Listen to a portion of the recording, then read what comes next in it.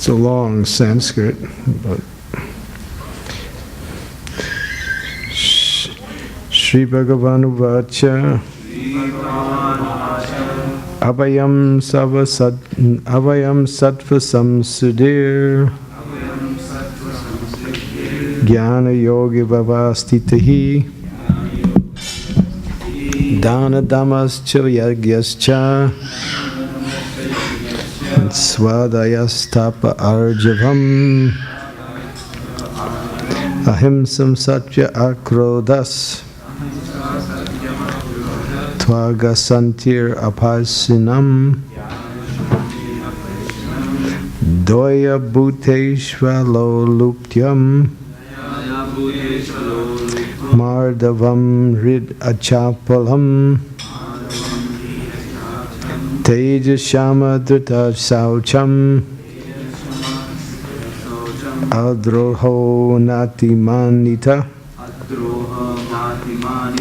Bhavanti Sampadam Daivim Abhijatasya Bharata. Translation: The Supreme Personality of Godhead said, fearlessness, purification of one's existence, cultivation of spiritual knowledge, charity, self-control, performance of sacrifice, study of the Vedas, austerity, simplicity, non-violence, truthfulness, freedom from anger, renunciation, tranquility, aversion to fault-finding, compassion for all living entities, freedom from covetousness, gentleness, modesty, steady determination, vigor, forgiveness, fortitude, cleanliness, and freedom from envy and from the passion of honor. These transcendental qualities, the son of Bart, belong to godly men endowed with divine nature.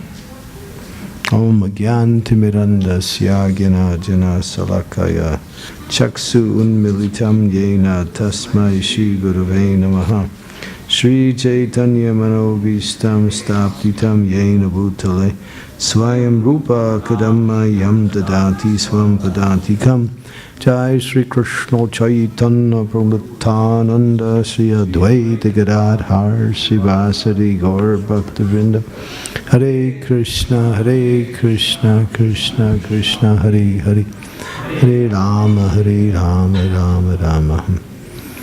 So the 16th chapter of Bhagavad Gita, in the first 3 verses, Krishna explains what are the qualities of the godly.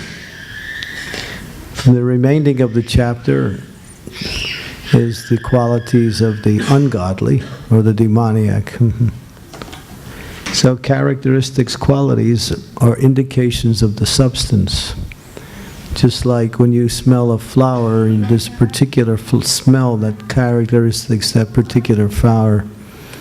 A particular flower may smell in a particular way, and that's characteristic of the nature of that particular flower. A particular, when we say a taste, is indigenous to a particular type of food. So these are qualities and characteristics of that food.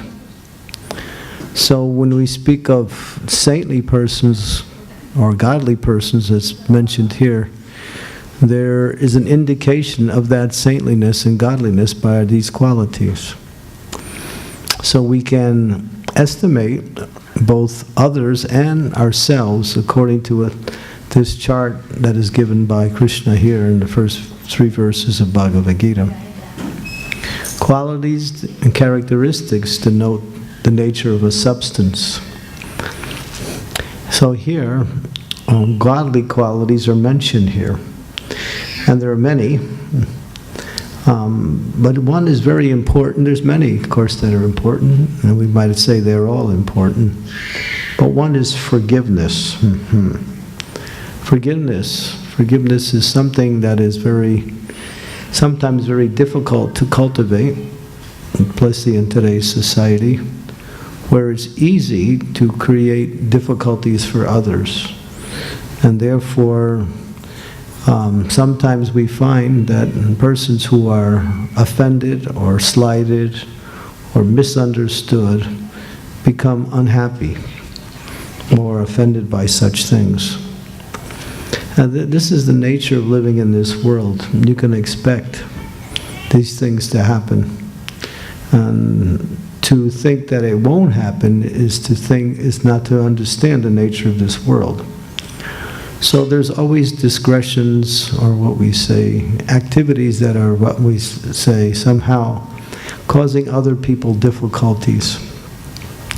Now, when people cause us difficulties, then we may also see a situation where, depending on who does it and what is the nature of the difficulty, we might become, what we say, either vengeful, hatred towards, develop some enmity, or try to retaliate, or sometimes become, what we say, none of these things, but at the same time we become unhappy and we hold a grudge, to use a very simple word, against these people or these persons. Now here it says one should practice, or one should develop forgiveness. If you carefully study Shastras, it's mentioned that in the Christian Shastra, one very saintly person asks Jesus Christ, if my brother offends me, how many times should I forgive him? 7 times? And Lord Jesus Christ says, one should practice forgiveness 7 times 70, which means there's no limit. The number just indicates that one should always be forgiving.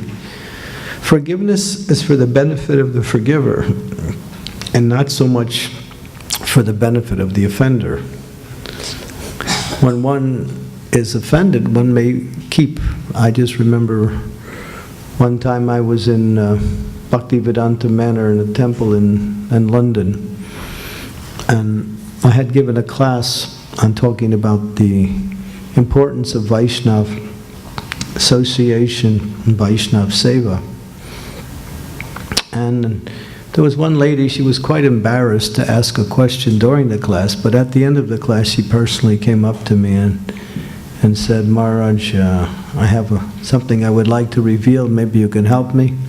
She said, I've been holding this anger toward this one person for 25 years. I practically fell off my seat. I didn't think it was possible anyone could hold such enmity or anger towards a person for 25 years. And actually I could see it in her nature. She was quite unhappy about having this anger towards this person. I said, well, you're only hurting yourself. You think that by keeping this, the other person is somehow affected, but actually they're not so much affected. They're affected by the activity that they cause harm to you. But for your own purification, for your own happiness, for your own satisfaction, and for your own peace of mind, you should learn how to forgive. And of course, I don't know how much she accepted what I said, but this is pretty much the way we practice. Now, forgiveness, in order to be practiced, what we say, successfully, one has to learn how to forgive but not to trust. If someone offends you, you may forgive them, but you should not trust them, because if you do, without giving them time to get over their offenses or their way of activities, they may easily find it, convenient to do the same thing again. So if we can learn how to forgive, and forgiveness is good because we also make mistakes, we also commit discretions towards others, we do things to cause problems with others, one way or the other, even sometimes within the family or friends or others. And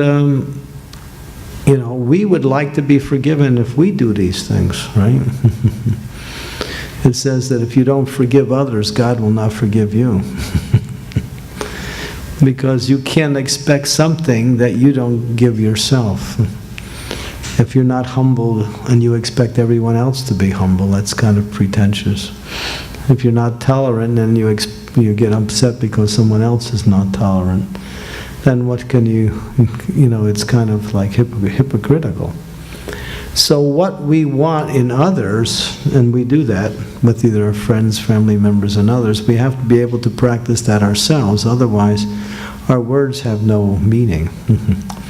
They say you judge a tree by its fruits, and fruits means what you do, not so much what you say. What you say is important. What you do has to be in line with what you say.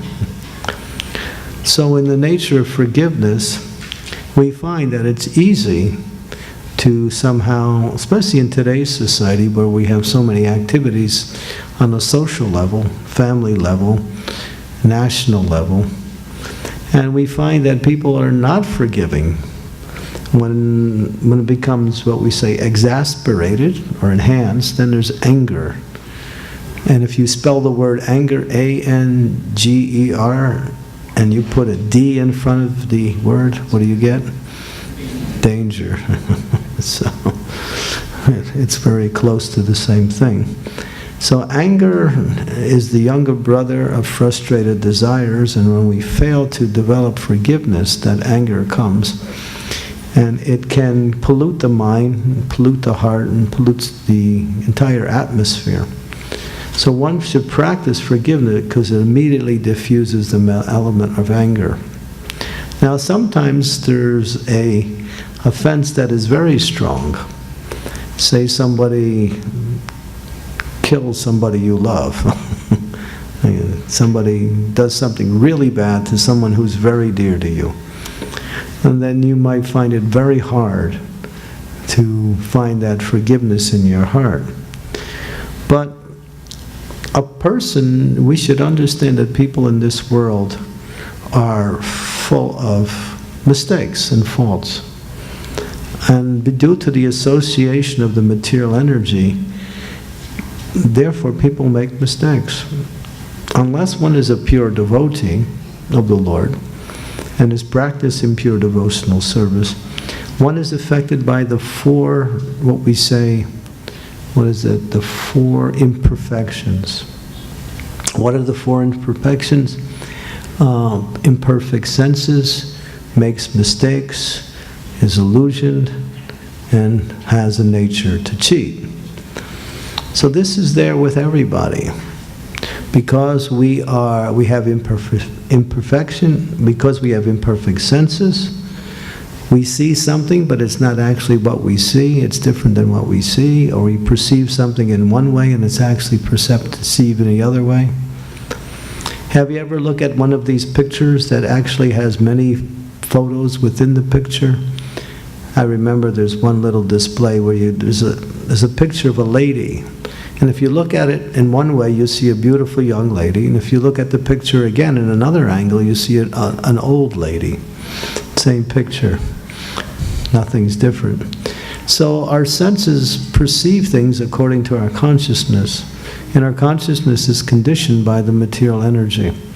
So to make mistakes or to be illusioned because of imperfect senses is natural, unless one is a pure devotee of the Lord. So therefore, others will make mistakes, others will say things that maybe are not appropriate or somewhat offensive. See, we should learn how to forgive. There's one statement, a Mahatma Gandhi. Mahatma Gandhi, one man was quite angry at Mahatma, and he wanted to express his anger, so he did, in a very, very strong way. And the man was speaking very harshly, and Mahatma Gandhi was quite calm. He didn't react one way or the other, didn't say anything. Finally, the man stopped and left and walked away. So one person who had been observing that came up to Mahatma Gandhi and said, "Oh, Mahatma Ji, how is it? This man was very angry. He was speaking very strongly against you, and you didn't do anything." He said, if someone tries to give you something and you don't take it, they have to keep it.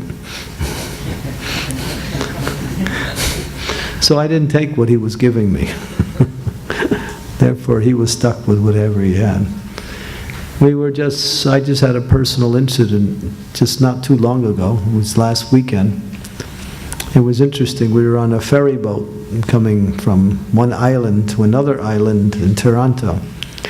And somehow I was with some very enthusiastic brahmacharis. And so there was a long, long, long line to get on the ferry boat. And each boat, if you'd miss one boat, you have to wait a half hour. And we had a big festival on the island, so we wanted to get there. So these enthusiastic brahmacharis took me along with themselves. We jumped ahead of everybody in the line. Now, we got there, we were thinking, we made it to the front. But then one lady, she came and she was chanting various mantras at us, which I won't repeat the mantras. And she was quite angry. So as soon as that happened, I just turned away and I walked to the back of the line.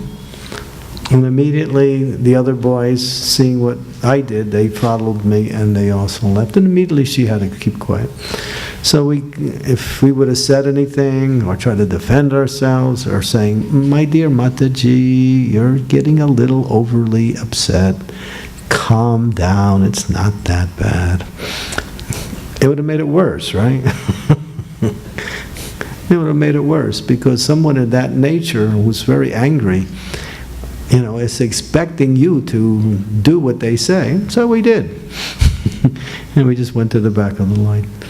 And Krishna arranged it that an extra ferry boat came and we got there faster anyway. So the point is that, we could have took offense with the way she took offense at us, but we didn't, and we just simply let it go.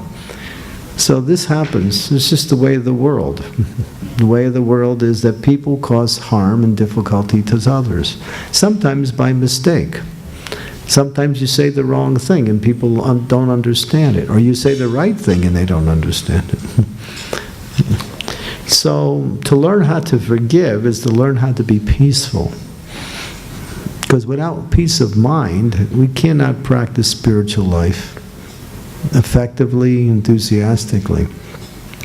If your mind is disturbed by someone or some situation, when you sit down to chant your japa, that's the time the mind brings up all these things, right? And all of a sudden your japa becomes a mental program of going back and forth about the situation. So the best thing to do is to learn how to forgive. But the antidote for keeping that forgiveness in such a way that we don't become offended again by a similar situation or by that same person is that you don't trust. Trust takes time to rebuild.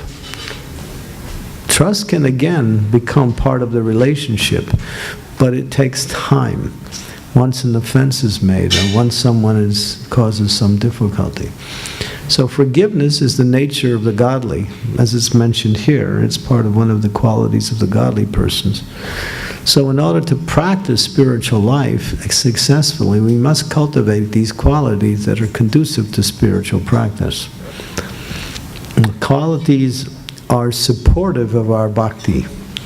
In fact, in some cases, these qualities are exhibitions of bhakti themselves, such as humility. Humility is actually a feature of bhakti.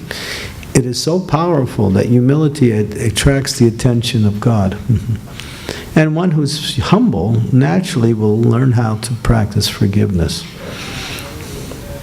I remember I had one particular incident where one temple president was criticizing me, but he didn't do it directly. He sent a note with somebody else with the problem he had with me. And I read the note. I was a little unhappy what he said. I thought he was exaggerating. But that wasn't the disturbing part. I was disturbed because he sent it by note with somebody else and didn't speak to me directly. So I became a little upset, a little annoyed, and then gradually I thought, all right, maybe he has some point there, so I'll just let it go. And then I just let it go, and I was thinking, okay. So then 2 months later, I came back to that temple, and the same temple president came up and said, Maharaj, 2 months ago, I remember I was complaining about something you were doing, and it's been bothering me ever since. I said, it wasn't so much what you said, it's the way you delivered the message, because he gave it by way of another person. And you can't get angry at the messenger, right? You can't say anything. So in that sense, it was good. And then ultimately he apologized without me ever even saying anything or indicating any kind of offense on his part. So they say, if you try to punch the wind, it's useless. If you try to punch the wind, it's useless. So we have to be like the wind. When people say something or do something, it's not so important. You diffuse that, or you just learn to tolerate. And if something actually is offensive, because we find that the closer you are to someone in a relationship, the more the heart is hurt by an offense. If your enemy does something, or some stranger does something, you kind of like let it go, you forget it. But if someone is really close to you, like a loved one or a friend, and something happens, that stays with you for a while, or it can. But somehow or other we have to learn how to forgive. But Prabhupada makes another point, which is very important in this relationship, is that nothing happens to you simply by coincidence or by accident. There's always a reason why something happens. And usually Krishna is giving to us what we deserve. And it's not so much the person who's actually the blame or for what is happening to us. That person is simply the messenger of our karma. Prabhupada used to say, don't be disturbed by the instrument of your karma. So if something is happening, ultimately you should think, maybe I deserve it. Or maybe Krishna is trying to tell me something. Or maybe I can learn something from this incident. And that's important to understand also, because in some case, but by cultivating that mood, we diffuse, or we get help in order to access forgiveness.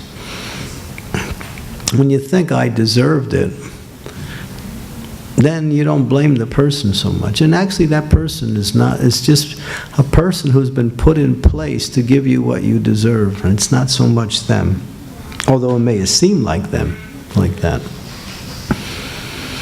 But in whatever case it may be, we have to cultivate this mood of forgiveness, and that makes life happy. The people who don't forgive, who keep grudges, who keep negativity, they never become happy. Their minds are always disturbed. So it's something we have to practice. That's why this lecture is called The Art of Forgiveness. It's something you just don't do. It's something you learn how to practice like that. And trying to see Krishna within everything, and with everything within Krishna, as Krishna says in the Bhagavad Gita, one who sees me in everything and everything in me, I'm never lost, nor is that person ever lost to me. So what is Krishna saying? He's saying that actually I'm allowing this to happen to you, or I'm actually orchestrating this to happen to you. Either one. Either Krishna's allowing it, or he's making it happen. Because Krishna has two wills. He has his will that he wants things to happen in a certain way, and he has another will which he allows things to happen. It's not necessarily his main will, but he allows it to happen because it's the nature of the material energy to work that way. So when we have that mood of accepting whatever happens to us as an opportunity to see Krishna within that, then it's not so much we become disturbed, but we actually become benefited by looking at the situation from a larger perspective.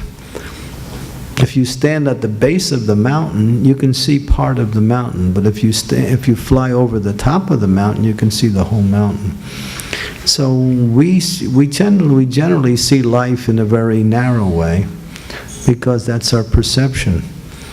But in a broader sense, that's why we need to study these books in order to understand the broader picture of how things are being played out, either by the material energy or by Krishna directly in our lives. So one of the principles is to very carefully see things in relationship to the Supreme, like that. But in any case, forgiveness is important, because forgiveness allows us to go on in life. And there's statements in the Vedic scriptures, in the Christian scriptures, in Islamic scriptures, Buddhist scriptures, they all talk about the importance of forgiveness, like that. Just like we see in Jesus Christ, when Jesus Christ was supposedly persecuted on the cross, he was praying to the Lord to forgive them for what they do. Srila Haridas Thakur, we also have that example in the Vedic.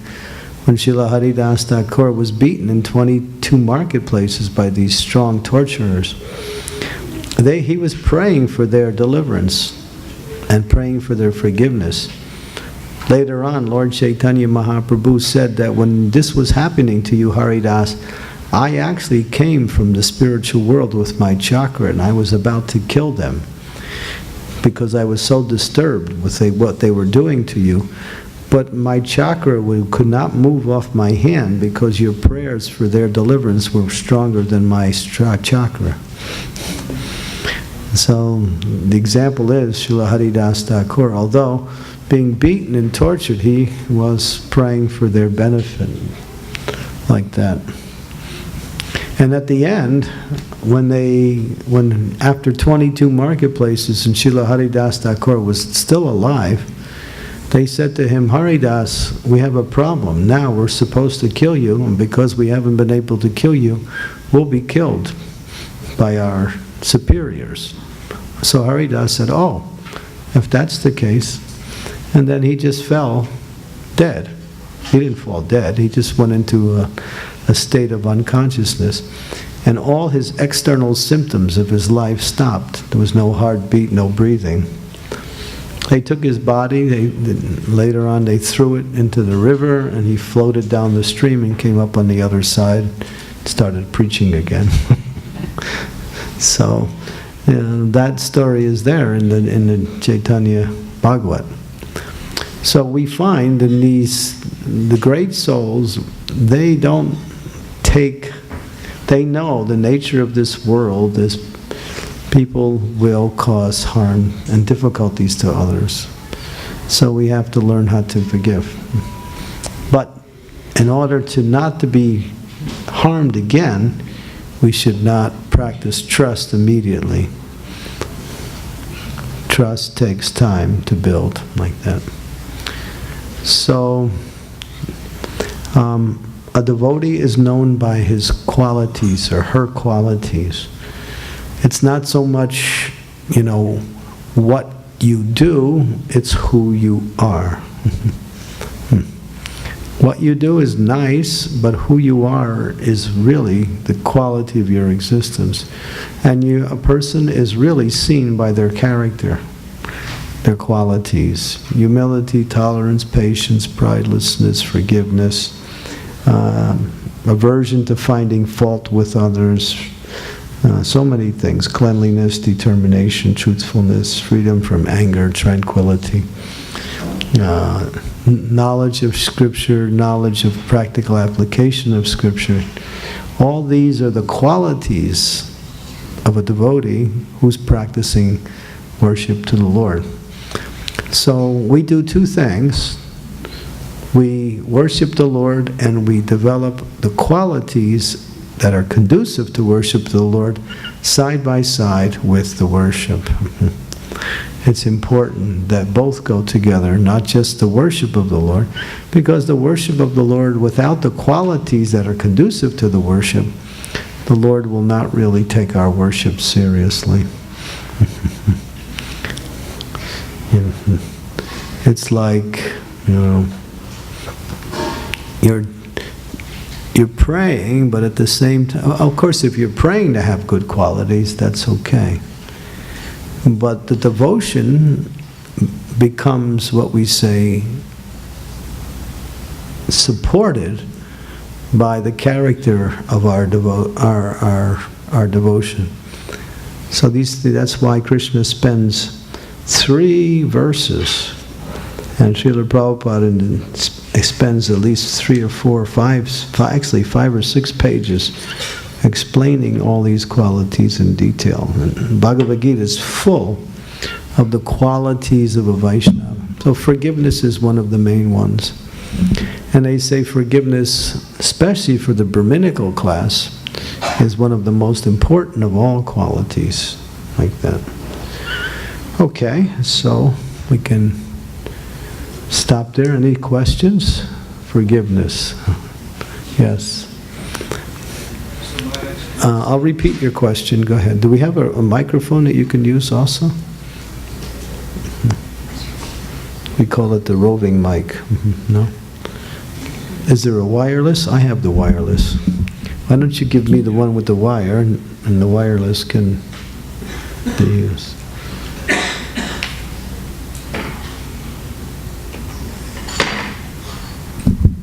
Is that working?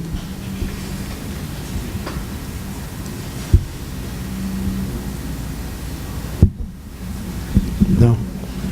You have to turn it on. Where's our technology? Where's our technician? Do we have one? Is there any ITT people here?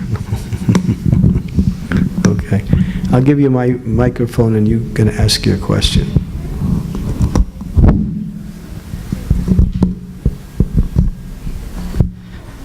So Maharaj, you were saying that we can forgive if somebody, but we may not show full trust on them. But how will the other person know that they have been forgiven fully if we don't show trust? They might have a doubt in their heart that I have not been forgiven because I'm not trusting. I'm not being trusted. Yes. Well, if they don't ask forgiveness, it doesn't really matter.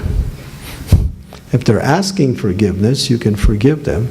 But then in the future, you can be careful not to put yourself in a similar situation where the same thing could happen again. So therefore, a lot of times because we trust people, because we are trustworthy ourselves, and people take advantage and may do something. Or even if they don't take advantage, they commit some mistake or some offense, you're careful the next time. So that allows you to be free from the tendencies to be offended again. It's like a person says, well, I'm going to do something, and they ask you to join them, and then they don't do it. And then that loses a little bit of the trust in the relationship. So next time when they say, I'm going to do something, and then they ask you to be part of it, you might be hesitant to trust them. Because then, you put yourself in a situation where something could happen that is costly for you or for them. A lot of times people say things and then don't back up what they say. So then if they don't, then next time they say something, you're thinking, well, last time they said it, they didn't do it. Should I trust them again this time?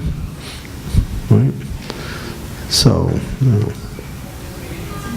that's natural. But then, you might have a trust the second time, and then it might be better, who knows. But then again, you have to see. Generally, trust can be there, but it has to be restored after time, and not immediately. But if someone is asking forgiveness, and you forgive them, then you may develop some trust, but you're careful. You have to be careful. Just like, the husband and wife. Okay, here's one. So the husband goes out on a business trip, and then he meets another girl, has some fun, and his wife finds out.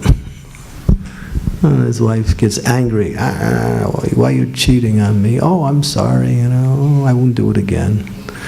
And she thinks, all right. But then he does it again.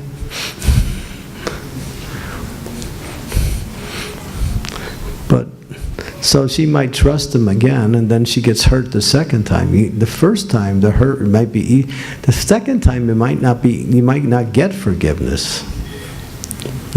If someone does something continuously. Prabhupada used to say, once, okay, twice, hey, 3 times, you're a rascal.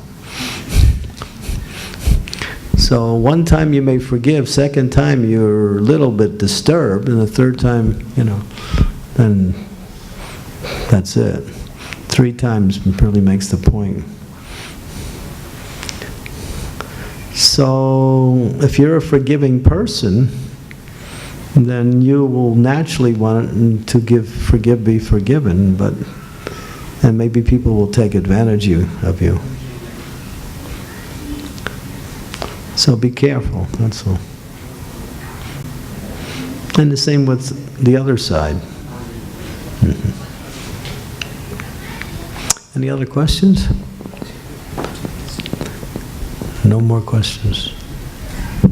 Okay.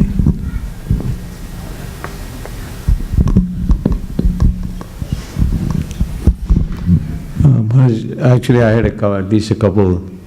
How do we know that? How do I know that I have forgiven somebody? I had another couple of questions, but maybe this. How do you know? How do you know if you actually gave forgiveness to someone? Yeah, sometimes you might be not. Well, it's possible that you can give partial.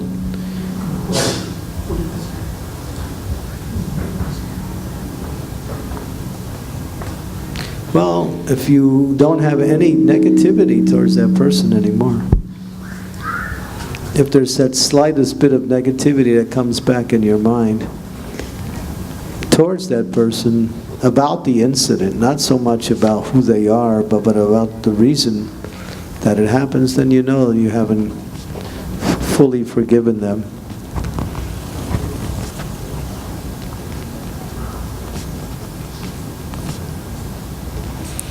You can tell.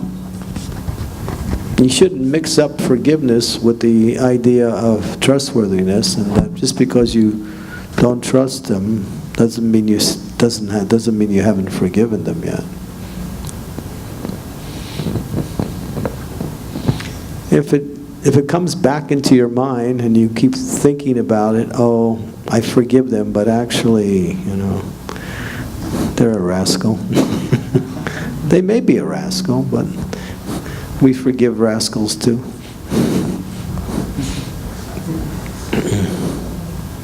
So, yeah. But no one can harm you unless you allow them to harm you.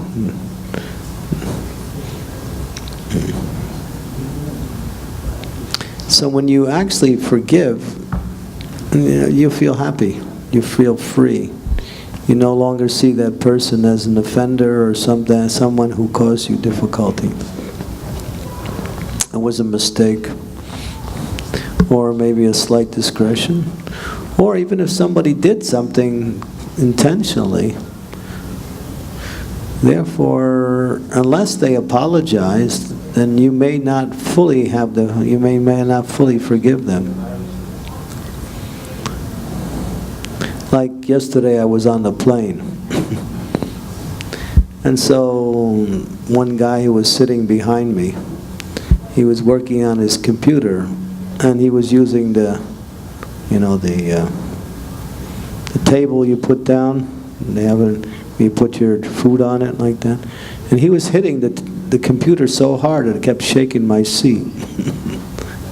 And it was most miserable for about an hour and a half. And I was thinking, should I punch him? No, I thought maybe not, better not. No, I didn't think like that. Should I call the stewardess? What do you think, Krishna? Krishna said no.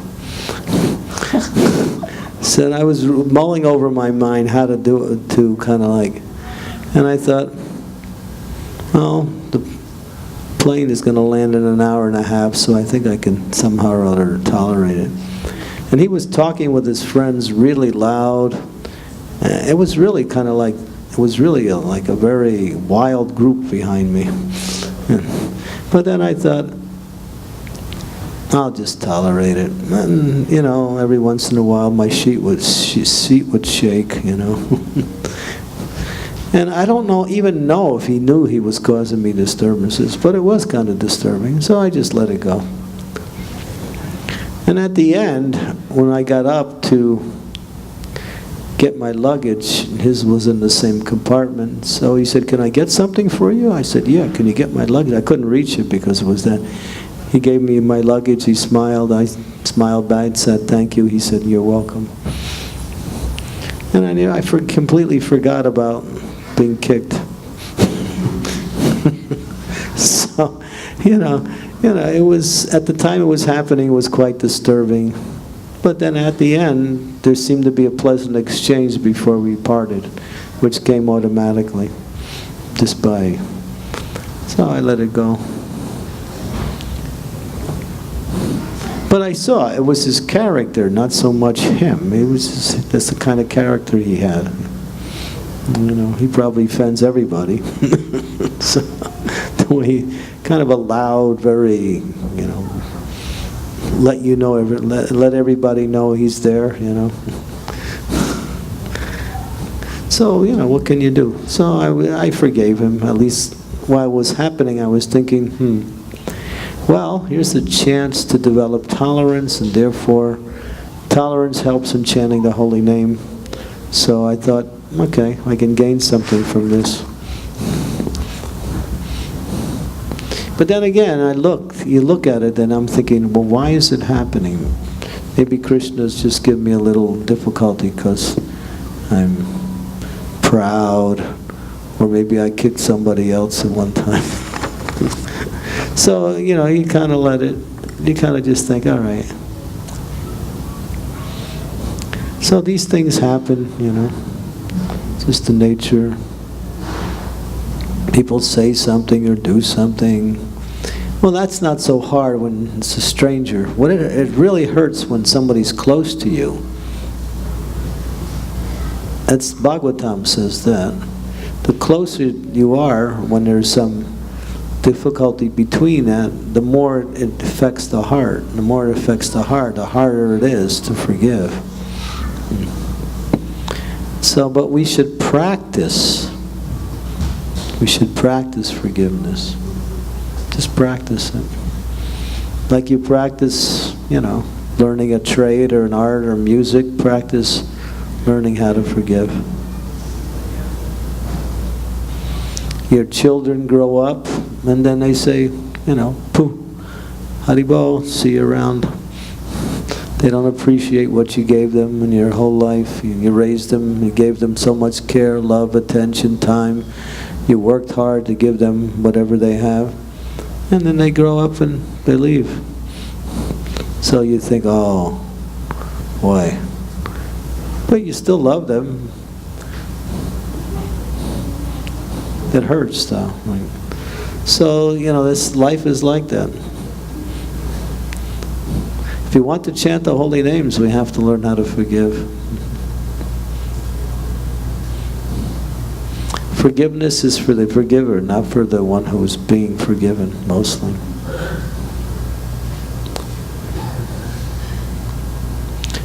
So you know it. You can feel when you let go of it completely. If it keeps coming back in your mind, then you know you haven't let go of it.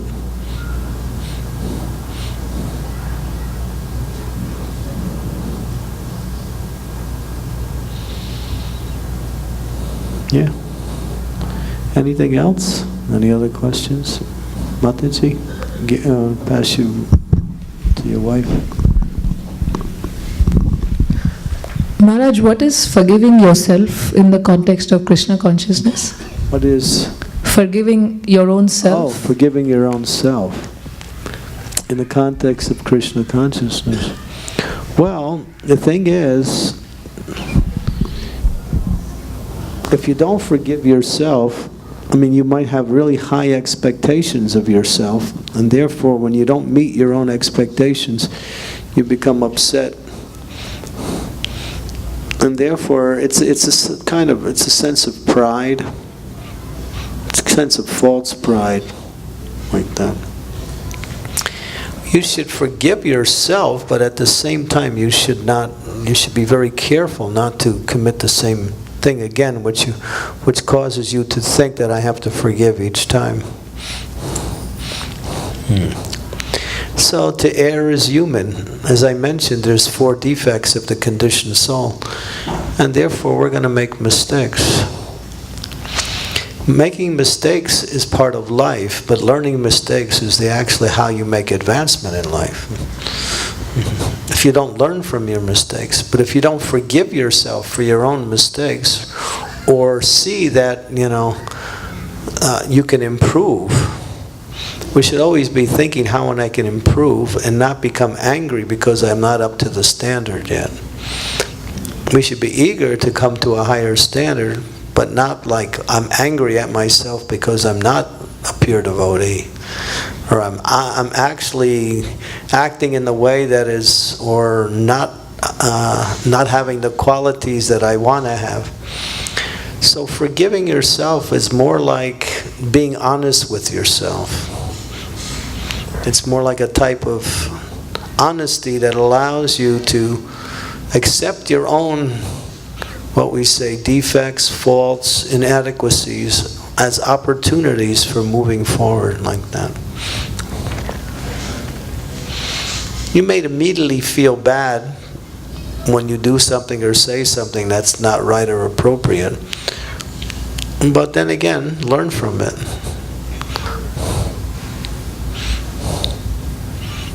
But if you can't forgive yourself, then you'll just make the same mistake again. Because you have this false expectation, that's all.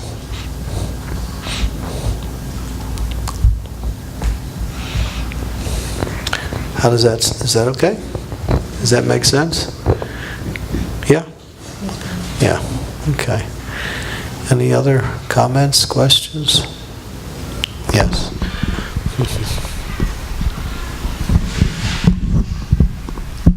Maharaj, thank you for a wonderful lecture. So is the process of forgiveness all mental, where you just say, I forgive? Or is there like a service or some action you need to do to really forgive somebody? Well, the one who offends is the one who really has to, or causes some difficulty to another person. They're the one that has to make some move. But if they don't, sometimes they don't even think that they're acting wrong or did the wrong thing. In that case, then it mostly falls upon you to become forgiving. As I said, you don't trust immediately again. If you allow trust to come back as soon as there is some offense, then you're liable to open up to yourself again to be, cause offenses by that same person. So you're careful.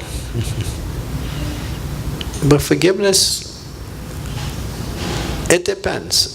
Now, it depends on the individual and it depends on the circumstances. You might even say, if it's someone who's very close to you, like a husband or wife or a friend or family member, you might say, well,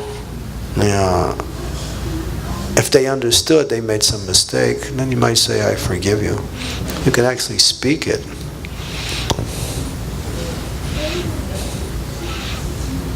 But if they don't even think that they committed an offense, like sometimes you may have to react in such a way as to give some instructions in relationship to what has happened in order to prevent that same thing to happen again. Like we see that if someone is acting wrongly and is committing offenses, someone will have to say something in order to prevent that from continuing or happening again. And that's important. But then again, how you say it is important also. If somebody's acting in an angry way and you become angry at the other person, that may cause a flare-up. And then there's no communication anymore. Like I mentioned, that incident on the ferry. We could have become angry at her anger, but we didn't. We just listened. I listened for about 2 seconds, and I saw she was on fire, and I just walked away. And the brahmacharis, they just followed me. And after that, there was nothing. It was all ended. And it was amazing. Krishna just satisfied our desire by giving. They opened up another ferry immediately. And there was no reason to, except there was a big line. That was the only reason. So you'll find that it's mostly in the mind, but if there's some words you can say to make it, then you have to be very sensitive to the situation. Like that. Like I was talking about this the other day, and one man was saying, he's telling his family members that they should forgive others for what they do, and they become angry at him for saying that they should be forgiven. So I said, why waste your time trying to instruct them when they become angry at you for something you're trying to do to help them? You're trying to help them by teaching them or giving them the understanding how to become forgiving, and they're angry at you because they don't want to forgive. They think you're taking the sides of the people that are offending them, right?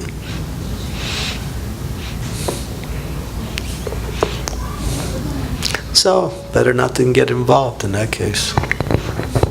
Or you can say, if you don't forgive, you suffer.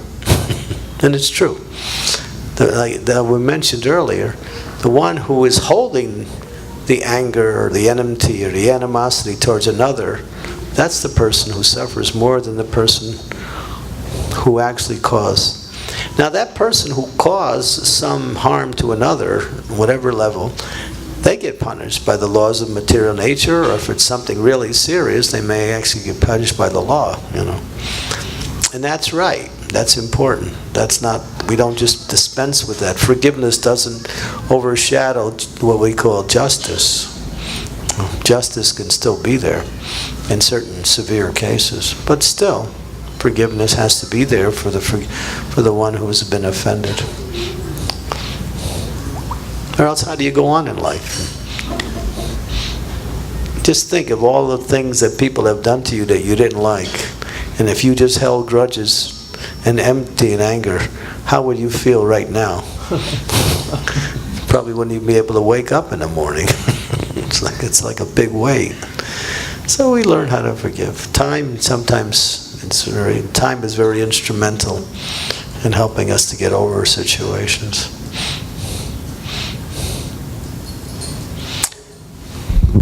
Yeah. Hare Krishna Maharaj ji. When I am practicing the tolerance, and if the things keep coming, is it appropriate at this point that to tell the other person before it becomes frustrated, is it appropriate to tell other person? You can do that, but be sensitive to their mood, so you don't create. If you're not sensitive to the mood, they'll deal with you on that level, and the actual situation won't become the issue anymore. But at the same time, this is also a possibility. It depends on the person. Sometimes we saw Prabhupada would get angry at disciples, and that was good because it straightened them out. A guru can do that. A parent can do that with their children sometimes. Most of the time. So not in Kali Yuga anymore. kids say, "Hey man, who are you telling me what to do?" You know. So, still, as a parent, we have to do our duty to the children. So yeah, you can act strongly. It's not that you are offended by what they're doing. It's that they're acting wrongly and it's bad for them. So you're correcting them for their own benefit. Although you may be the target of what's happening, you're not so much concerned with that. You're concerned that they're not behaving properly. And it's bad for them. That's love. That's closer to love than it is about just an ordinary interaction. So, yeah. But when it comes to people you don't have much of a relationship with, then, you just learn how to forgive.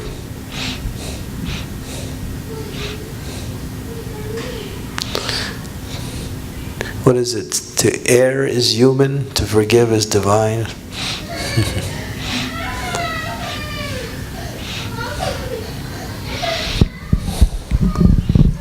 Another question? Balaram, you had another question? I had actually a couple.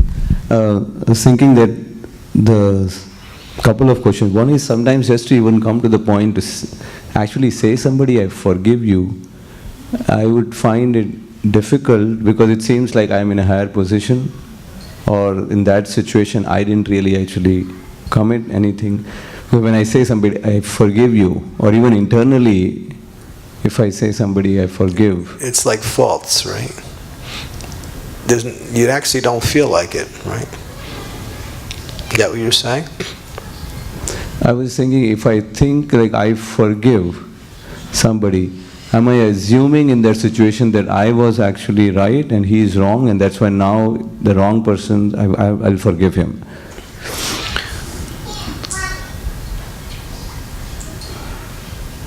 That may or may not be true. So,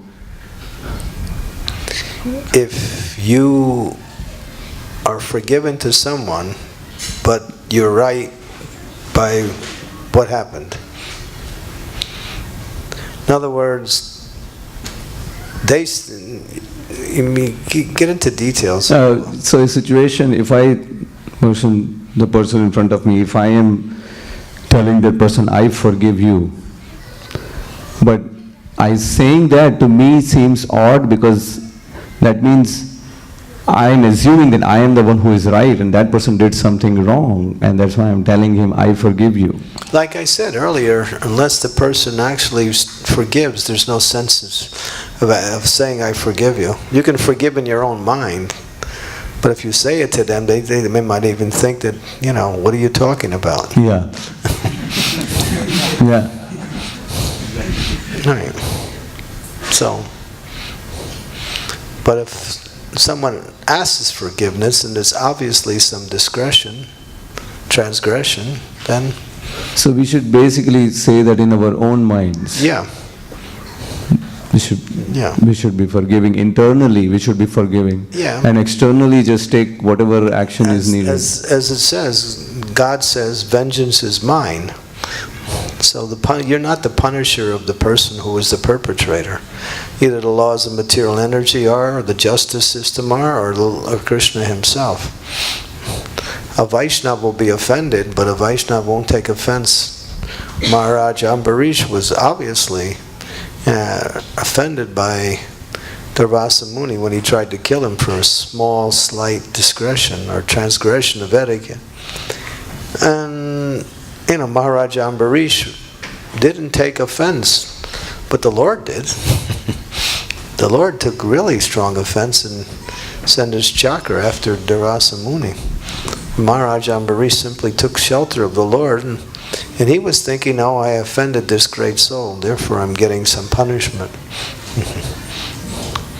And that's an example of extreme humility and purity. But a devotee, thinks, I'm not going to punish the person who offended me. I'm going to forgive them. And as I mentioned earlier, as Prabhupada said, don't be disturbed by the instrument of your karma. So that helps to wax forgiveness when we understand something is happening to us. There's a reason for that. It's not so much the individual, but there may be something in there that's there for our purification, for our edification, from our instrument, so we can learn something. And as soon as you do that, as soon as you forgive in that situation, you actually start to understand the situation better. As long as you hold that negativity, you can't see clearly, what you can benefit from this situation. For a devotee, everything is beneficial, because it's either tate nukampa shushamikshamanam bhujanevat kritam vipakam ridvava haubir viradha namaste jiveti yo mukti padesha dayabak.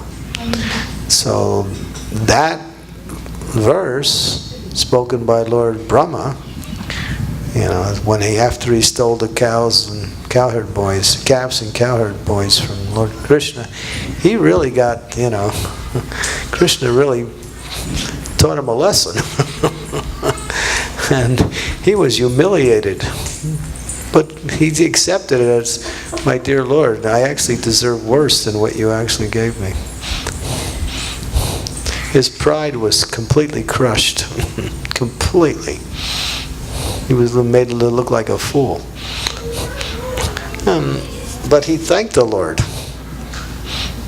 and didn't feel otherwise, other than obligated to accept that what the Lord gave him was not only what he deserved, but only a small token of what he deserved. So tolerance that comes by way of our purification in Krishna consciousness, tolerance that comes by way of just living in this world. Two types of tolerance. Both have to be coupled with the element of forgiveness.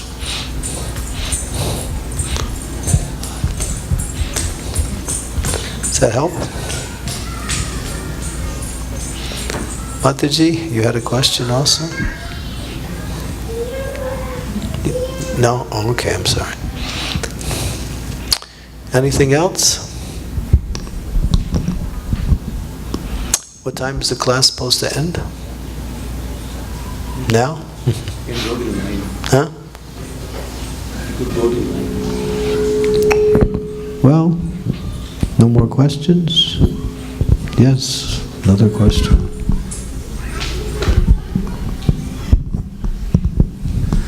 Hare Krishna Prabhu. You quoted the verse from Bhagavatam, that Tattenu Kampam, right? So, which means that whenever somebody puts us into a difficulty, we should think that it is because of our karma. No, that's not karma, that's the Lord. That's the Lord's mercy, you should take it, right? Yeah, it's the Lord is helping us move forward. Well, there are three things. First of all, should I take every incident like that and just accept it? And if you can do it, it's great. There's no loss. Then there is a, should I take it? It is my sense perception that I am feeling difficulty. Probably they are right or I am right. Because everybody is right in their own opinion most of the time, right? It's natural to feel difficulty. It's problematic when we carry the difficulty. Mm-hmm. Initially, when something happens, you feel disturbed or difficult or inconvenienced or offended. But to keep it, there's where the problem is. That answers my question. Thank you. Anything else? Yes, Balaram Leela? I was just thinking that I think it's maybe the false ego which is making us feel that way, but if you're feeling hurt by something, then we don't end up forgiving internally, maybe thinking I will be taken advantage of if I forgive. Well, that's what I said. You shouldn't trust immediately. Yeah. Because as soon as you allow that trust to come back immediately, then you might be taken advantage of it again. So you're careful not to allow that person to do the same thing again. something they said, something they didn't do, something like that, something they did, you become now you're aware of the situation. Trust can come, but not immediately. It takes time. When trust is broken, trust takes a while to be rebuilt.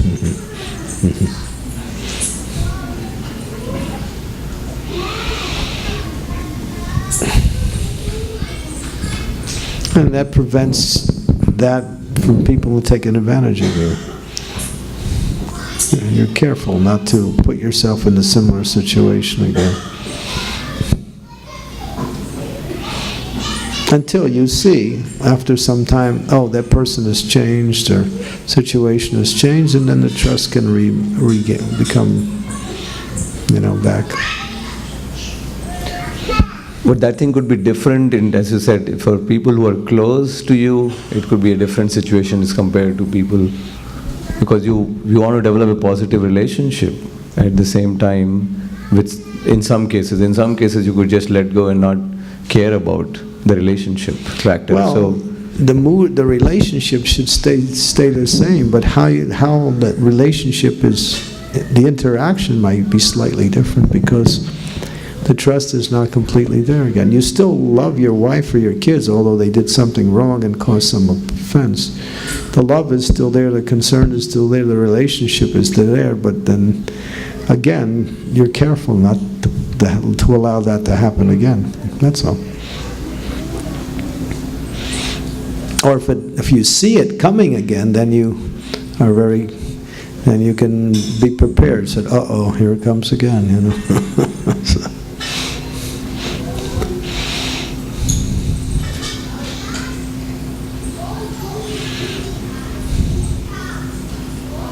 We want to be trusting, but we shouldn't be foolish and allow others to take advantage.